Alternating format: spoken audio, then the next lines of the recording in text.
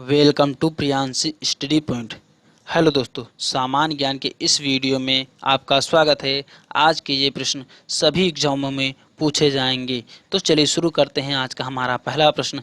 हमारा पहला प्रश्न है, जल की सतह पर सुई किसके कारण तैरती है? तो पृष्ठ तनाव के कारण जल की सतह पर सुई जो है तैरती रहती है। हमारा अगला प्रश्न है, एक वृत्ताकार वलय का गुरुत्व केंद्र कहाँ होता है? तो वृत्त के केंद्र पर एक वृत्ताकार वलय का गुरुत्व केंद्र होता है। हमारा अगला प्रश्न है, पैथोमीटर से मापते हैं। समुद्र की गहराई जो है ये पैथोमीटर से मापा जाता है। हमारा अगला प्रश्न है, ट्राइटियम किसका समस्थानिक यानी आइसोटोप है? तो एल्यूमिनियम का जो है ट्राइटियम समस्थानिक है। हमारा अगला प्रश्न है, सल्फार तथा लेपिस लेलुजी किसके अयस्क हैं? तो ये हाइड्रोजन के अयस्क हैं। हमारा अगला प्रश्न है दोस्तों, मनुष्य में रुधिर वर्ग का पता किस जीव विज्ञानी यानी वैज्ञानिक ने लगाया? तो कार्ल लैंडस्टीनर ने मनुष्य में रुधिर वर्ग का पता लगाया था। हमारा अगला प्रश्न है, किस रुधिर वर्ग में कोई भी एंटीजन उपस्थित नहीं होता? तो रुधिर वर्ग ओ में जो है ये ओ जो है ये दाता है और इसमें जो है कोई भी एंटीजन उपस्थित नहीं होता है। हमारा अगला प्रश्न है, कांच को गहरा नीला रंग किससे मिलता है?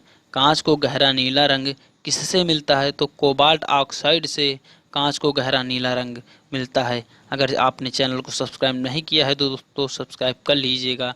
हमारा अगला प्रश्न है, मेसान पाए जाते हैं तो अंतरिक्ष किरणों में जो है मेसान अंतरिक्ष किरणों में पाए जाते हैं। हमारा अगला प्रश्न है, क्या बनने से खुला रखा दूध कुछ देर बाद खट्टा लगने लगता है? तो लैक्टिक अम्ल बनने से यानी जब दूध में लैक्टिक अम्ल बन जाता है तो कुछ देर बाद जो दूध है इसमें खट्टापन आ जाता है। हमारा अगला प्रश्न है, उद्योग में पॉलीथीन का निर्माण किसके बहुलक द्वारा किया जाता है? उद्योग में पॉलीथीन का निर्माण किसके बहुलन द्वारा किया जाता है? तो इथिलीन के बहुलन से उद्योग में पॉलीथीन का निर्माण जो है किया जाता है, इथिलीन के बहुलन से। हमारा अगला प्रश्न है, डेंगू ज्वर का कारण है वायरस। डेंगू जो बुखार है इससे जो है वायरस के कारण डेंगू बुखार हो जाता है।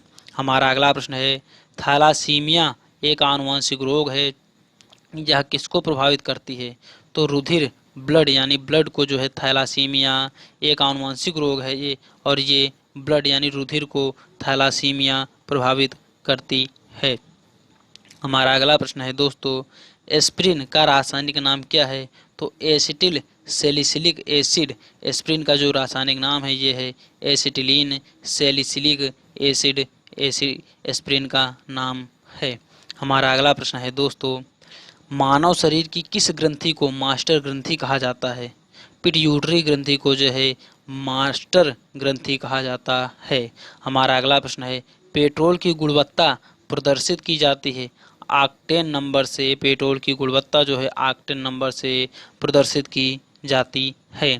हमारा अगला प्रश्न है, आइसोबार किसके उत्सर्जन के परिणाम स्वरूप उत्पन्न होते हैं? आइसोबार किसके उत्सर्जन के परिणाम स्वरूप उत्पन्न होते हैं?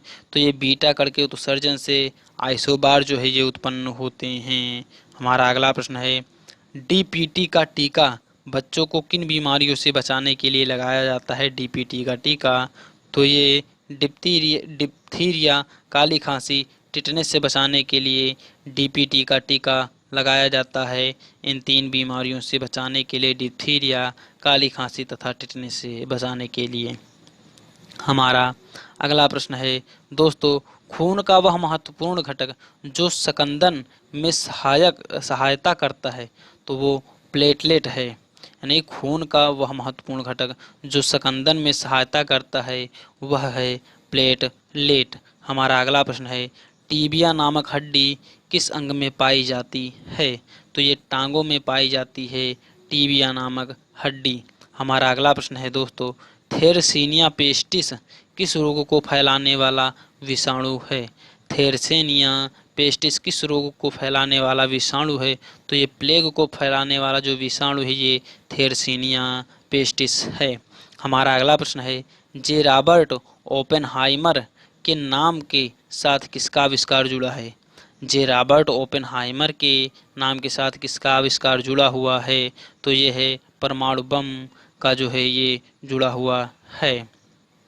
हमारा अगला प्रश्न है दोस्तों, संगमरमर की रासायनिक संरचना क्या है?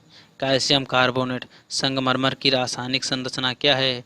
कैल्शियम कार्बोनेट इसका उत्तर है। और कैल्शियम कार्बोनेट का सूत्र है CaCO3। CaCO3 ये कैल्शियम कार्बोनेट का सूत्र है, और यहाँ पर Ca जो है ये कैल्शियम का सूत्र है, एवं CO ये CO3 ये कार्बोनेट का सूत्र है।